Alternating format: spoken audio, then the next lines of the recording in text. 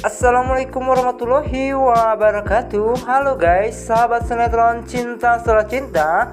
Hari ini Starla benar-benar bingung, yang dimana Starla muter sana muter sini mencari Arya. Namun akan tetapi Starla tidak menemukan Arya, sehingga Starla kebingungan dengan keadaan Arya. Bahkan Starla takut jika Arya terjadi kenapa-napa, sehingga Starla mencoba mencari Arya di kamar mandi. Namun akan tetapi Arya pun tidak ada, sehingga membuat Starla semakin cemas. Starla yang belum mengetahui bahwa saat ini Arya sedang bersama ayah kandungnya. Bahkan Starla tidak mengetahui bahwa saat ini posisi Arya saat ini benar-benar sangat tertekan. Bahkan Arya telah mendapatkan ancaman dari ayah kandungnya sendiri. Bahkan Arya mendapat ancaman dari ayah kandungnya yang di episode malam kemarin.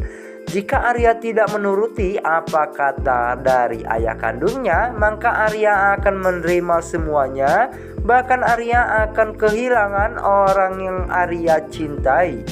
Padahal Arya telah memohon, bahkan bersujud di hadapan Rudolf, agar Rudolf tidak melakukan hal yang aneh-aneh dengan Starla dan juga Nila ya guys.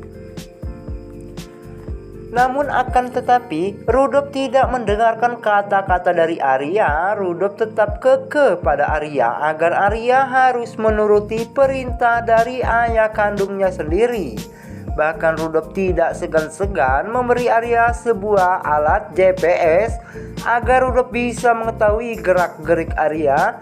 Bahkan Rudolf bisa mengetahui keberadaan Arya, yang dimana Rudolf mengetahui bahwa Arya ini anak yang sangat pintar dan juga cerdik.